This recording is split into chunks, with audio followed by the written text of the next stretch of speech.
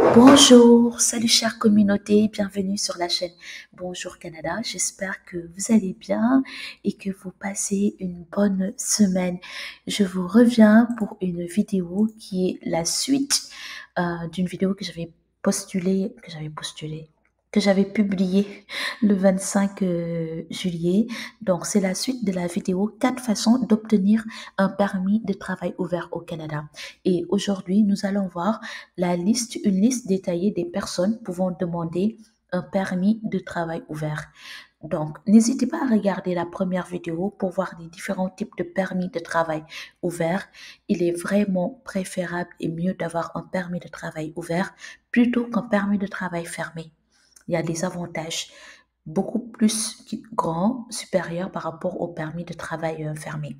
Donc, une fois que nous avons déjà vu les 4 façons d'obtenir un permis de travail ouvert, donc la vidéo que j'ai publiée le 25 juillet, lundi, donc aujourd'hui nous allons voir la liste détaillée des personnes pouvant demander un permis de travail ouvert. Donc vous pourriez être admissible à un permis de travail ouvert si donc vous êtes un étudiant international qui a suivi un cours dans un établissement d'enseignement désigné, donc un établissement qui est désigné au Canada et qui est admissible au programme canadien de permis de travail post-diplôme. Ou bien vous étudiez actuellement au Canada mais n'êtes pas en mesure de couvrir vos dépenses, genre vous êtes en train d'étudier et vous n'avez pas assez de moyens financiers pour payer vos études. Je les trouve généreux, les Canadiens. Troisième, vous avoir un permis de travail spécifique à l'employeur et vous retrouver dans une situation qui vous rend vulnérable aux abus. Donc, si vous avez un permis de travail fermé avec un employeur et que votre employeur vous maltraite ou vous subissez un abus au travail, là, pour quitter votre travail, vous pouvez demander un permis de travail ouvert parce que le gouvernement ne veut pas vous laisser dans de mauvaises conditions où votre employeur abuse de vous. Quatrièmement, avoir fait une demande de résidence permanente au Canada. Donc là, vous êtes au Canada en tant que résident temporaire, vous avez demandé la résidence permanente. Le Immigration Canada vous a répondu en vous donnant votre code qui commence par XEP. Ensuite, il vous a répondu en vous donnant un code qui commence par EP. Là, par la suite, vous pouvez demander un permis de travail ouvert qui vous permettra de travailler n'importe où au Canada et pour n'importe quel employeur. Donc, avoir un membre de la famille dont vous dépendez qui a fait une demande de résidence permanente au Canada. Si un membre de votre famille a fait une demande de résidence permanente, vous aussi, par conséquent, vous pourrez demander la résidence permanente, vous pourrez demander le permis de travail ouvert.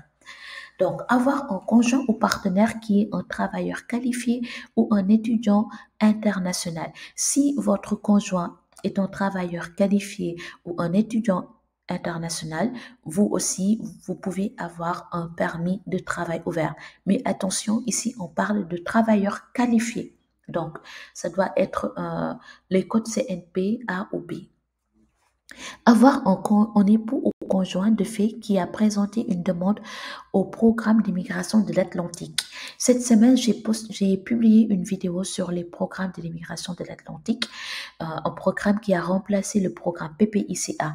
Donc, si votre épouse ou votre époux ou votre conjoint de fait a fait une demande pour le programme d'immigration atlantique, par conséquent, vous aussi, vous pourrez demander le permis de travail ouvert. Ensuite, les prochaines personnes, c'est appartenir à la catégorie des réfugiés ou des personnes protégées ou avoir un membre de la famille d'une personne dans l'une de ces catégories. Donc, si vous êtes un réfugié ou une personne protégée ou un membre de la famille qui est un réfugié ou une personne protégée, dans ce cas aussi, vous pouvez faire la demande du permis de travail ouvert.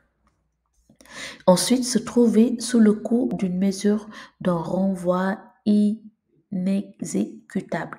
Ce point, je ne le comprends pas bien, mais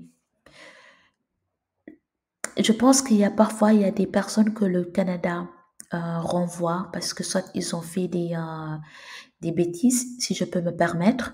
Donc, dans ce cas, ils peuvent avoir la possibilité de demander un permis de travail ouvert.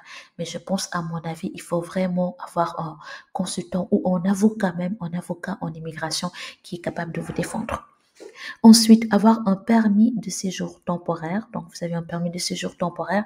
Par la suite, vous pourrez demander un permis de travail ouvert ou appartenir à la catégorie des jeunes et participer à un programme spécifique au Canada. Donc, catégorie des jeunes, je pense que c'est entre 18 et 35 ans. Et ceci, le dernier point concerne le programme EIC. Donc, ça concerne les programmes EIC que je parlais lundi dans la vidéo que j'ai publiée pour les différents types de permis de travail ouverts. Donc, voici en gros la liste des différentes personnes qui sont admissibles au permis de travail ouvert. Sachez qu'il n'y a pas que ça comme exigence, il y a d'autres exigences que vous pouvez voir dans le site officiel de l'immigration du Canada. Donc, avec les deux vidéos que j'ai eu à faire, notamment les quatre façons d'obtenir un permis de travail, ici vous avez la liste détaillée des personnes pouvant demander un permis de travail ouvert. Si vous vous sentez concerné parmi cette liste, n'hésitez pas à aller dans le site officiel de l'immigration du Canada pour voir les autres exigences, en fait. Donc, voilà l'information que je voulais partager avec vous, chers amis. Merci de me mettre en commentaire les vidéos que vous souhaitez que je fasse dans ma chaîne ou des suggestions de changements que vous souhaitez que j'apporte à la chaîne Bonjour Canada. Je vous souhaite une bonne fin de semaine et je vous dis à très bientôt sur la chaîne Bonjour Canada. Bye.